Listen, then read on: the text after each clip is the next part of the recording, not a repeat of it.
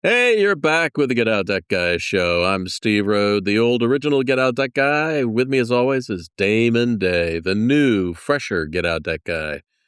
Say hello, Damon. Hey, everyone. Today, we're going to be following up on our talk that we had last time about how to best use that tax refund money that's coming. We've been kind of dribbling and drabbling, if that's even a phrase, into, I have never drabbled before, but I have dribbled. I have dribbled. As you get older, it becomes a problem. Yeah, dribble drabble. Anyway, we were talking before the past couple of weeks about dealing with that tax refund that's coming and how so many people use it as a rescue parachute. And we're going to be talking a little bit more about that today. And we're going to talk about how to get serious about your debt after you file your taxes. You know, people say, well, I'm going to see what my refund is, and then I'll make a plan. That sounds reasonable, sounds prudent. But what if I told you that every month you wait costs you real money? Not hypothetical future money, but actual dollars leaving your pocket right now. So today we're going to quantify the cost of waiting, because once you see the number, you are going to faddle in your pants. Huh? I don't know. I was trying to fiddle faddle. It's like piddle paddle. Hey, you do you, boo. Yeah. You've never faddled in your pants? I don't think so. I don't think I did have a patient once in my early years in medicine that did. Podcast. Oh. Sorry, my wife just stuck her head in and asked me what diet I'm on today. Oh. I got to get one of those lights or something on air. You're on the podcast diet. Yeah. And I take my headphones off, like she's trying to mouth it, you know? Yeah. Like, I'm like, what diet are you on? Which is a fair ask, because my diet changes on the daily. Yeah. What diet are you on today? Ketos for today. What is today? Thursday? Yeah. Yeah, keto. We do fasting on Mondays, keto on Tuesday, Wednesday, Thursday, and then eat whatever the fuck I want Friday, Saturday, Sunday. You know, It's been working pretty good, actually. It's been working good. Now I got this Toblerone bar in front of me, and all of a sudden I want a piece. Toblerone, that takes me back. Oh, I love Toblerone bars. I could have some Toblerone tomorrow. You know, the nice thing about Toblerone is it's European chocolate, not this American crap. I really like, it's fun to say. What, Toblerone? Toblerone. Well. And of course it's European. No Americans coming up with Toblerone. Well, it's, God, I don't know, 100 years old or something like that. The specific one you have? No. Bust this out of the freezer. Had my very first Toblerone bar in Switzerland, where they're made, when I was a kid. And ever since then, 1908. Since 1908. That was it. You were in Switzerland in 1908 when you were a kid? I was. There was little traffic. Yeah. Because it's just a lot of manure. Yeah, there's no cars. Yeah. All right, so it's Ma and newer. Ma newer. They call it honey and nougat, but you know, Ma newer. Milk chocolate with honey and nougat. All right. So, you know what amazes me, Damon, is that people listen to the podcast and they still call you. They reach out to you through your website at damonday, DAMONDAY.com, and they get expert financial advice. Just don't ask Damon about manure or fiddle faddle. I thought you were going to say they listen to the podcast, and what amazes you is that they listen again to a second episode. They subscribe. They they follow. And somehow they come back. Hey. Manure is a Seinfeld reference for those of you not in the know. I was not in George Costanza, who Steve reminds me totally of George. If you see like a picture of like 50-year-old Steve. I do. George Costanza. Mm-hmm. Yeah, but I didn't get the hair plugs. Newer. No, you did not get the hair plugs. I am not a member of Hair Club for Men. Yeah. So are we jumping into let's talk about some stories news first. Of the day? New news. Who knew the news? Yep. So no, we got a couple of good articles today. Yeah, that's all. Not that their other days aren't good articles. They're all good articles at the Get Out of Debt refund.org site. Go check it out if you haven't been there. The search bar where you want to search for these different titles, things you're looking for. Trust me, you have a topic you want to know. Steve has written an article about it in his 70, 80 plus years as a debt correspondent. But it's kind of hard to find unless you know what you're looking for. The very top right corner, there's a little magnifying glass. Yeah. It's a very top right corner. Click that, type in anything that your heart desires, and an article will pop up related to whatever the heck you're looking for. 25,000 posts later. Yeah, so there's some information on the site. So the one today we want to start with is which one? Debt is destroying your marriage. After 30 years of helping couples, here's what I wish someone had told you. That is the title. Just go to the search bar and put "debt is destroying marriage," and it'll probably pop right up. Somebody's going to look at that and go like, yeah, no shit. my damn spouse keeps spending. Oh my God. Well, that's funny. That's one of the things that I talk about, how opposites attract, savers and spenders. Do. Yep. But so I've just been spending a shitload of time going through all sorts of research, reading all sorts of research books and papers and stuff. It's been kind of exciting. Boring as hell. Yeah. Well, somebody's got to do it. That's why I keep Steve around. He's the guy that does all the boring stuff. Well, that's kind of my thing. I'm the funny guy. He's the other guy. He does the boring stuff. I tee you up. Yeah. All right, let's see what you can do with this one. Savers. I think you wind me up, not tee me up. Savers attract spenders. What you got? Go. I got, absolutely they do. In fact, let me give you an example of my marriage. My wife's probably in the kitchen listening because I'm loud. But Kathy and I, nobody's immune to it, right? Because it is so funny that opposites do attract. It's absolutely true. And I talk to couples all the time, and it's actually very rare that both people in the relationship have the same money personality. Right. It's very rare. And so like in our house, right, I'm like the tightwad guy. Not that Kathy's a spendthrift. Like, she doesn't go out like spend tons of money on hair and nail. She doesn't do any of that kind of stuff. But she is absolutely fine with spending whatever on the kids. It's right. Like these kids are spoiled. But I'm the type that I don't like spending money. I love getting a deal, but I don't like spending money. Right. So I will go out if I want to buy something. I'll research it to death. I'll spend a month or 2 months. Mm-hmm. Like, here's an example. She mentioned, what diet am I on today? So I've been looking at this Hume health band thing that you wear on your arm, and it tells you all these things, and that you're going to die in 3 weeks if you don't eat the Toblerone or whatever, right? It tells you all that stuff. And then they've got this fancy scale that, supposedly measures your, not your only BMI your weight, but and your, all that fancy stuff. And I think the two together are like, I don't know, $400. Yeah. Not a huge deal, but I've been thinking about, do I want this? Do I need it? Do I not need it? Is it really worth it? I've been thinking about this and researching it. And there's this Whoop thing, and maybe that's a better one. And maybe I should just get a new Apple Watch because my Apple Watch doesn't work anymore. But, the Apple Watch hurts my wrist after I wear it for a while. Yeah. I feel like I'm getting cancer in my forearm or something. And so that's me though, right? Like, it's a stupid $400 purchase that I'm spending all this time and effort on these diets, and I'm losing weight and everything's going good. But I am like, what about this to death? I'm researching it to death. And I may eventually buy it, or I may just think about buying it and spend 80 freaking hours deciding whether I want to buy it, to the point where I've already spent the $400 and lost time thinking about buying it. Where my wife is the exact opposite. We'll be discussing something and she'll be like, oh, that's okay. We need that. Boom. And before I get off the couch to come back to the office, the Amazon guy's dropping it at the door. I mean, and that kind of drives me crazy. But at the same time, because we talked about this in the article, right? Where the reason opposites attract is because you kind of see in them what you wish you could do, or you had that ability. Like that in this case, the ability to not even worry about the money, just, oh yeah, we need that, we're going to get it. Right. Boom, done.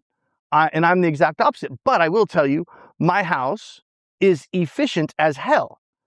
I never run out of toilet paper. Right. I never run out of food. Everything is just always here. And I will tell you for sure, if I was in charge of that, yeah, it would be like, researching it. Yeah. Yeah, it's like, should we get the bamboo toilet paper? I mean, this one has formaldehyde in it. Like, I don't know if I should be wiping my butt with this white paper because there's chemicals in that and this. And it's like, we're out to, I know, but I got more coming, but I found a deal on it at Sam's Club. So I'm going to go out and get it. You know, it's $1 cheaper than if we had it delivered to the house or whatever. Right. But it works really well. I just have to pretend that the Amazon guy doesn't come 4 times a day. I mean, we've got every delivery block covered. Yeah, I wish I could just do like one delivery a day. But anyway, hey, I had a client once, and she was, one of those budget to the penny, very detailed, very controlled about her spending. And she found herself getting married to this guy that was just spending out of control. And I asked her, I said, what attracted you to him? And she goes, he was a lot of fun. Yeah. Yeah. Yeah. Well, I like having stuff. I don't like parting with the money to get the stuff, but I like having the stuff. So my wife handles all that. The stuff will get here, right away. We will have it if we decide but she's just like, okay, that's what we're deciding to do. That's what we're doing. We're doing like plane tickets for my son's baseball in Georgia. And I'm sitting there going, oh, if we wait a week, we might be able to save another $30. Right. And she's just like, no, plane tickets. We need plane tickets. Boom, done. Plane tickets. Okay. Got him. Well, do it now. Because I'll wait so long that, okay, well, I didn't save $5, but they went up 400 because we got a war in Iran. Yeah. Great. Good job, Damon. Great decision. Way to save some money. It's one of these behavioral economics, unconscious things about how we deal with money. And if you want to know what your money personality is, you and your spouse could do it together. But on the getoutofdebt.org site, just search for money personality, and I've got a free quiz that will help show you what your underlying unconscious money personality is. But people will find that just naturally, without thought, there will be a saver and there will be a spender in a relationship because that's just biology. It's not a character flaw. It's not, you took a financial literacy class. It's just underlying biology, plain and simple. Yeah. Yeah. Like and this article is really good. You get into a lot of detail. One of the headlines, what you're actually fighting about. Yeah. It's not the credit card bill. No, it is not. And part of the thing is it's the language of debt, is one person might be fighting about the credit card bill, but actually what they're talking about is how when they were growing up and they felt deprived or things were really tight, and they're actually talking about their fear of going back and living through that again. So yeah, that financial insecurity. Yeah. Like that we need that money saved, not spent. So in an interesting study that tracked 100 couples over 15 days, money arguments lasted an average of 30 minutes, twice as long as non-money conflicts, and they recurred more often. Husbands displayed significantly more anger during money conflicts, shock, and both partners showed more depressive behavior, withdrawal, sadness, and fear. In fact, again, another new free test that you can do this week at getoutofdebt.org is I have the debt stress test, which shows you exactly how much depression you might be feeling with whatever debt you're living through. So the important thing is that couples were nearly twice as likely to postpone money discussions rather than resolve them. And time just wastes money. So here's what I see a lot, right? Every couple is different. Some couples, they keep everything separate. My income, my money, my expenses, they keep in. That's got its own pros and cons. Other couples, they're together. They might have a situation where one spouse earns the money or most of the money. And then the other spouse is kind of like in charge of the household, right? Yep. Buying the things and, making the food and all that kind of stuff. And they have those more traditional roles. And so let's just say, the husband and the wife or whatever, right? And where a lot of that tension comes in is when you have one spouse that's primarily earning the money, going to work every day, working hard, everything. And then you have another spouse that's running the household. oftentimes, if the spouse that's running the household is not aware, you guys aren't on the same page in terms of a spending plan and how much is actually coming in and what we have available for this or what we have available for that. I see this a lot. Every purchase that the spouse makes for the home stresses out the earner, right? Right. Yeah. But the spouse is buying the goods and services. It's not their fault either because they don't know, right? They don't have a plan. You guys have to get together so you guys both understand what you have available for this or what you have available for that. Every time the earner sees something come through the door, the Amazon guy knocks, that's another 2 hours I'm going to have to spend to make up for that or whatever it is. But the key to that is you have to be on the same page so that the person essentially spending the money, providing for the household, understands what they have to work with. That's usually a huge issue when it's like, hey, she spends this and he spends that and I have to do that. And I always find out they don't use any kind of software. They don't really track anything. The one spouse that's responsible for maintaining the house doesn't really know exactly what they have to work with. They just look in the bank account and see that there's money there. Right. But they don't know what it's all been allocated for. So getting on the same page with your spouse is incredibly important. It also saves marriages too. Studies show 40% of the arguments are about irresponsibility. But yet, the closer people are to communicating and talking about this stuff and being on the same page, the less likely they are to get divorced. Yeah. Yeah, it actually surprises me, honestly, how many people I talk to and I say, hey, do you use any kind of software or anything to track what comes in and what goes out? And most people, not really, or I've got a spreadsheet, I kind of look at it, and 80% of money issues, maybe 90% can be solved just by having some awareness of where it's going. I use Pamware. Pamware. Yeah. And for those of you that don't know, Pam is my wife. There you go. I say to her, how we doing? All right. Good enough. Good enough for me. Yeah. Another day. Yeah. That's because after 44 years, we're on the same page. Yeah. Very important. Here's another interesting, not to get too buried in this one post, is that younger couples, 67% of Gen Z and 57% of millennials are more likely to hide money, credit, and debt from their partner, commit financial infidelity, spend more, be honest less about their debt. And boomers, my group, 33% of us.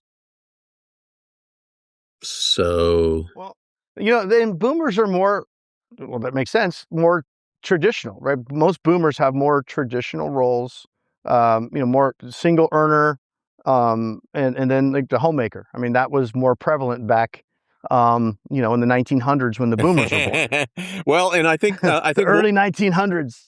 And from my experience, most of the boomers, my generation that I've worked with, are less likely to have separate bank accounts and manage things separately. That's more of a younger thing that I have observed. Yeah, and that's why you're seeing the stats the way they are, because if you keep everything separate, you have your own bank accounts, you don't necessarily even have to go out of your way to quote unquote hide something. You just don't disclose it. It's not like they're looking in your bank account, right? So, but yeah, the boomers were more of that traditional, okay, one of us is going to go to work, one of us is going to stay home and raise the kids, and this is our bank account that we have, and all of our bills come out of this bank account, and my paycheck goes into this bank account. All right, so that was story number 1. What is story number 2? So, will I lose? Is that the one? Yeah, that could be the one. That is a very top of mind question. This article is, what will I lose if I file bankruptcy? And then Steve is very cute and he goes, less than you think. Yeah, absolutely. Yeah, that's the whole story. Yeah. And the big thing with bankruptcy is you won't know until you check it out. So it doesn't hurt to check it out. And then if you would lose more than you think, then you could go, yeah, I don't like that. I don't want to do that. That's fine. Or if you would lose less than you think, you might say, tell me more. I'm going to lean in. Yeah. I had an interesting comment from somebody who called reached out for some guidance yesterday, actually. And he made a comment that he was the first one that ever said this. And he said that, based on, our website and listening to the podcast, that this is the beginning of the phone call. He was like, I'm assuming I don't know exactly how he phrased it, but basically like, you guys are very pro bankruptcy. So I'm assuming, you're probably going to say you need to file bankruptcy. And he didn't phrase it quite like that, but it was an interesting comment because I was like, well, no, we're not pro bankruptcy. Like bankruptcy is the answer for everything, Right. but we're pro look at all the options, bankruptcy included. The only way you make the smart decision and the right decision is by looking at everything. And the reason we talk about bankruptcy so often, I think, is because nobody else ever talks about it, or at least don't ever talk about it in a positive light. Everything's about what positive things does Dave Ramsey say about bankruptcy? Right, I know, which is hilarious because he filed bankruptcy and built an empire. So worst decision he ever made. Yep. But we're not like pro push you to bankruptcy. We're pro let's look at it and evaluate it, see if there's something that's a non-starter that we don't like, and then, okay, I'm not going to do that because. You should never make a decision of I'm not going to do that if you don't know the because. I mean, how many people over the years do you know that filed a Chapter 7 bankruptcy and then lost something? None. Because we look at that before you file. Right. It's not like, oops, my house is gone. I came home from work and my house was gone. Like it doesn't work. In fact, you're more likely to come out from your office and your car's gone if you don't file the bankruptcy because you're behind on the payments. I remember one very honest moment, 1990, when I went bankrupt. I was at the 341 hearing. I had to go in person. Pam and I did.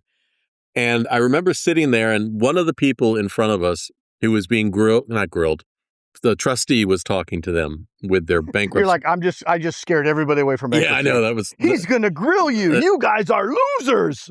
Anyway, the person said to the trustee, I'm really scared that my creditors are going to take my hair dryer and my mattress.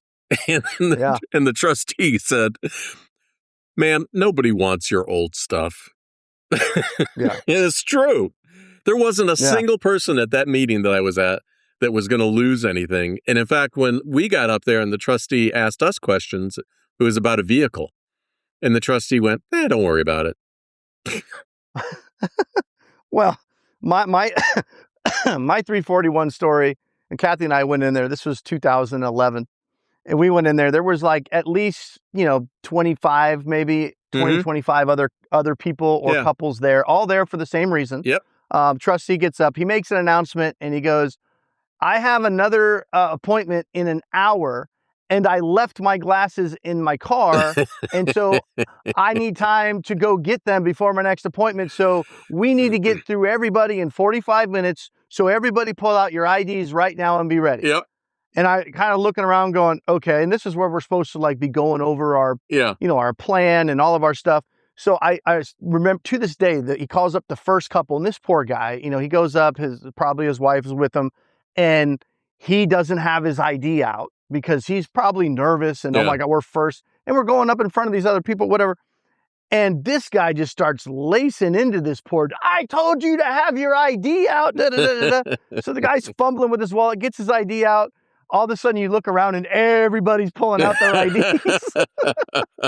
So comes our turn. Kathy and I like speed walk up there. Like we don't want to make this guy late for his next appointment. Here's our ID. And we sit down, the attorney's there and the guy goes, all right, I looked over your petition. Is everything right? Yep. As far as you know, or to the best of your ability, everything correct? Yep. And we said, yes. And he goes, great, good luck, goodbye. That was it. We're like, all right, let's get up. We got to go. Yeah. Well, and the funny thing is that the 341 meeting is when creditors are supposed to show up if they want to try to, make a claim on anything. No creditors at my meeting. Were there any creditors of yours? No. No, I just charged over $400,000. Nobody showed up. Right. Like, literally, I sat in that chair for about 45 seconds. Here's my ID. Everything's good. Great. Yeah. Good luck. Goodbye. No, I think the trustee summed it up perfectly with me, which was, when he said to the other person, hey, nobody wants your old shit. Yeah.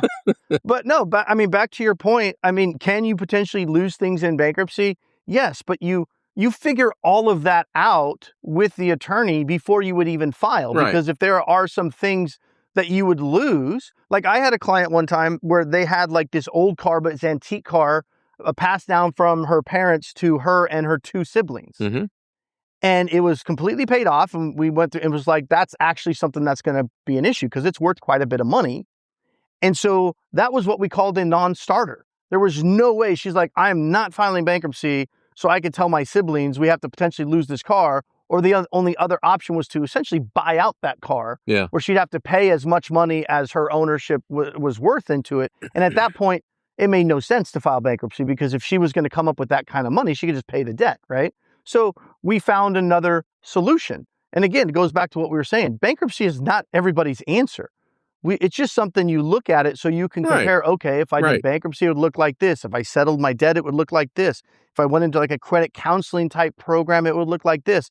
If I did my tiny feet and my baby steps in at the Financial Peace University, my life would look like this. You look at everything and then you decide what sacrifices you're willing to make, because every option is going to have some type of sacrifices. There'll be different sacrifices, but there will be sacrifices. But that is up to you to decide what's right for your family. Our point is, let's look at everything before we dismiss it. Right. That's it. Yeah, that's all. So the story about the vehicle was, it was a bookmobile. Of course it was. I don't even know what that is, Steve. It's a rolling library. Okay. So I don't think they have those anymore. I don't think they do either. In my real estate business, I had purchased a bookmobile and we converted it into a rolling sales office. And before my bankruptcy, I couldn't afford to keep this thing anymore. And the market for used bookmobiles was kind of slim. I can imagine. Yeah. So I actually donated it to a church that wanted to use it. And and it had value. It had equity in it. And so when I got up in front of the trustee and he asked me about it, that's when he went, "Yeah, what'd you do with it?" "I donated it to a church." "Don't worry about it." Next. Well, it's better than you saying, I sold it to a family member for $1. Yeah, that's a non-starter. So what bankruptcy actually protects: retirement accounts, home equity, up maybe even unlimited in some states. The car is usually protected if you don't have a whole bunch of equity in it, which most people don't.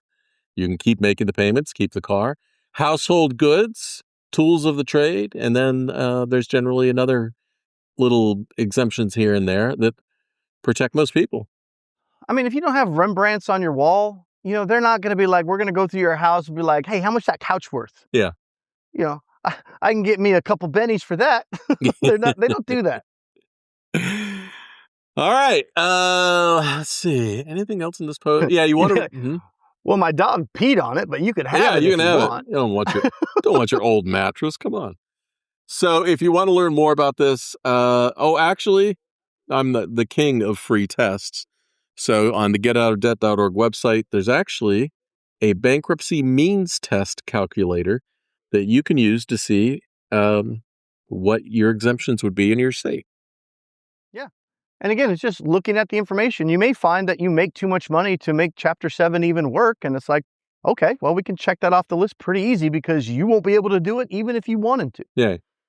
Again, don't come away from this thinking like, oh, well, if I call Damon, he's just going to push bankruptcy on me. No, I think that was the first time I heard that, and I was like, wait, no. No, I ain't pushing bankruptcy on you. I think the big disconnect comes from people who have an emotional or a cultural reservation. What are you clicking? Darn it! I need to get my old fidget spinner out. Who have an emotional or cultural reservation about how they think they will feel or how others will judge them. I get that. You come with a strong opinion about that. I totally understand. But once you sit down and explain the math to people, it's not like you're pushing bankruptcy. But when you say you can spend $40,000 or $60,000 trying to dig yourself out of this hole, Or we can deal with it within the next 90 days. It'll be done. You'll be legally protected. You won't have any tax liability. And you'll be able to rebuild $500,000 in retirement savings that you wouldn't have otherwise. Then the funny thing is, over the years, I've had so many people that have come to me, no, I will not file bankruptcy. And at the end of that conversation, it's like, well, I want to file bankruptcy. or at least, well, you've given me something to think of. Think of it like this. Do you want to talk to somebody that's going to go over all these options with you so you can make a good decision? Or do you want to talk to somebody that's just going to sell you whatever the hell it is that they sell? Mm-hmm. You think you call a debt settlement company and they're going to be like, okay, here's our plan. Here's how it's going to work. But before you do it and commit to giving us $20,000 in fees, before you do that, you should at least meet with the bankruptcy attorney just to double check. Right. Just talk. Talk. It's just free. To make sure that it's not a good option. Hell no, they're never going to do that because you're the commission that's going to cover their rent this month or whatever the hell it is. They're not there to help you figure out what you should do. They're there to earn their commission. Yeah, that's what they're there for. I told you earlier, I had a guy, 72 years old, living on Social Security alone. He came in the Ask Steve chat on the website, and he said that he was enrolled in a debt settlement program. Of course he was. He's paid like $1,500. He just kind of started 4 months ago. He can't afford to live. Why? Yeah. And his assets, which he doesn't have any of, he's judgment proof. He's exempt from most things, and he could file bankruptcy tomorrow. It would all be done. Creditors it's an automatic stay. They have to stop contacting you and collecting immediately. Why is he in a 5-year settlement program? Because that guy the settlement salesman had to make rent. Yeah. That's why he's in the settlement program. Right. And he sounds like he could just take the FU strategy. Yeah. I mean, he could file bankruptcy if he wants, but there's also a strategy if you're judgment proof with the FU strategy. Catch me if you can, motherfucker. You know? I mean, you got no assets, bro. Yeah. You know, there's not much you can do. Now, there are a lot of advantages to just filing the bankruptcy and just legally wiping it out so you don't have to deal with it. Yeah, I agree. Yeah, but you don't need to be in a settlement program for 5 years. If you're on Social Security, you should not be settling your debt. Right. Unless in a very, very rare circumstance, you can't file a Chapter 7 because of an asset situation and you can't afford a Chapter 13. Then there's a strategy where we can play some defense on this stuff, but not with a debt settlement program. They don't play defense. They just maximize the amount of fees they can charge you and get deals that you won't be able to afford. So there's no strategy that goes into it. They're just going to milk you for the fees. So if one of the criticisms is that we talk about bankruptcy too much, fair point. I get it. Yeah, that's a fair point. If that's one of the criticisms, you have to realize that we are like, a finger in the dike against all. Don't go there. I'm fine. Okay. Against the big dam of all the other misinformation that's behind it. And we're just trying to give you a little bit of information against all of that and leave the dike out of it, okay? My brain's like, don't say it. Just shut up. Don't say it. It was very hard, Steve. That's some major willpower right there. And you blew it. I didn't say nothing. So I think the third one you want to talk about was this, my true crime podcast I did about merchant cash advance. But we're kind of running short on time. So let me just tell you, if you go to the website, you search for PAR funding, PAR funding.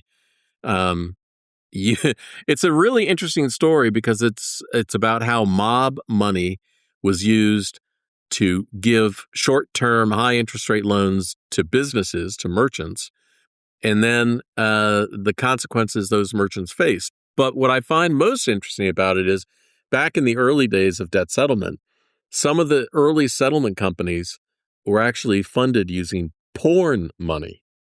Yep. So the porn industry and the mob started the early debt relief companies because they could make a shitload of money.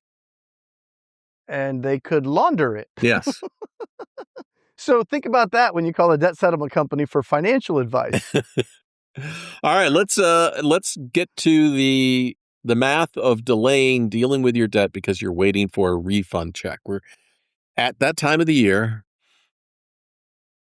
I'm just thinking, what have you uh have you had people contact you yet about they're going to use their refund to deal with their Yeah. debts? Mm-hmm. In fact, I had a conversation 2 days ago with the gentleman, and bankruptcy makes a lot of sense for a lot of reasons. So he's going to start researching it. We're going to see how it goes. But one thing that I mentioned to him, he had a little bit of back taxes that he owed, and his refund, as you know, is confiscated to Mm-hmm. cover the back taxes. And he said, which was fine because now he only owes $2,000 left, and he's paying like $100 and some dollars a month, and he'll pay through the year, and then whatever's still left on that $2,000.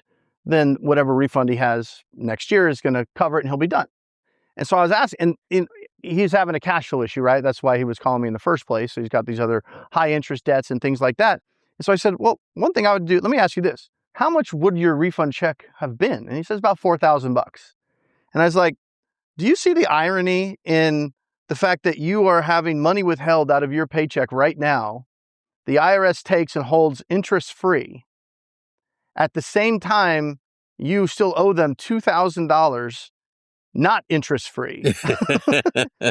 They are taking your money and putting it into a different account of theirs, not crediting it towards the 2,000, but waiting until next year when you get your refund, and then they will apply it to the 2,000 after you've paid more interest for a year on that. And he goes, yeah, that doesn't make a lot of sense, does it? And I'm like, no, it makes absolutely no sense. I was like, what you need to do is go in and adjust your withholdings. I was like, Yep. I said, double check, make sure things aren't going to change. If things are going to be pretty much the same as they were last year, same income, same deductions, all that, and it's likely you're going to get about the same $4,000 refund, go in and adjust your withholdings to maybe increase your paycheck by $200.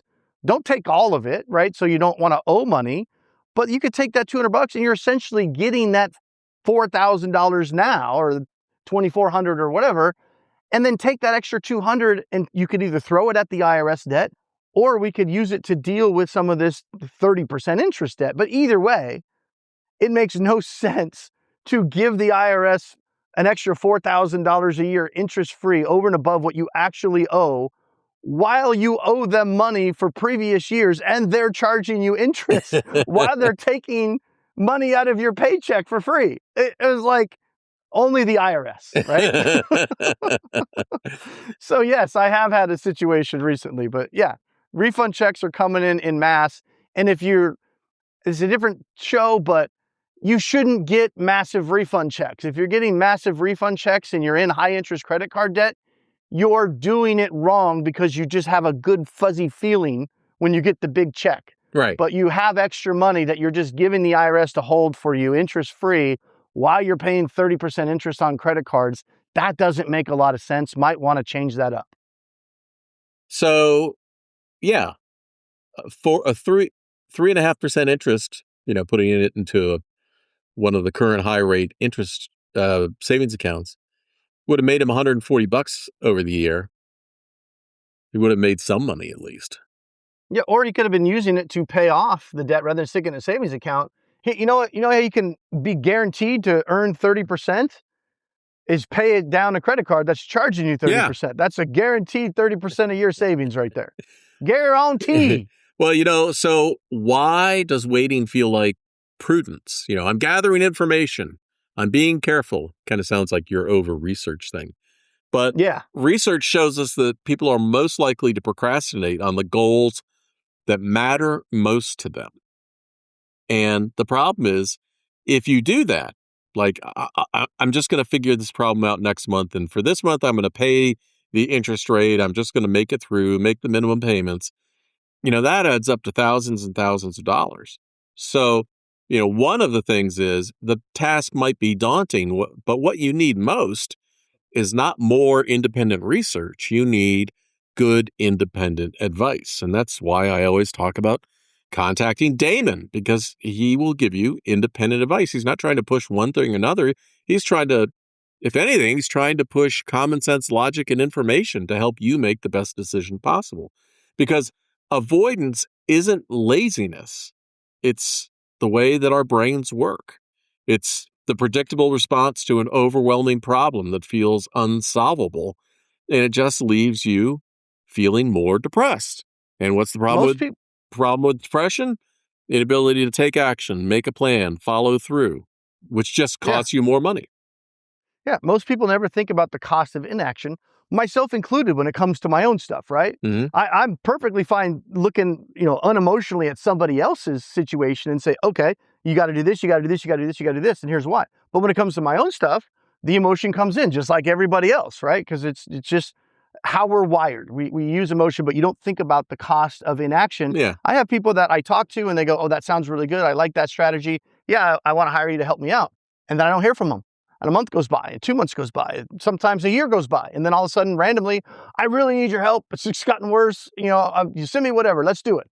And you go back and look, and it's like, how much money have you spent over the past year trying to avoid making a decision because it might have been a tough decision, but you spent $20,000 in interest not making that decision. Right. So not doing anything is usually the most expensive option.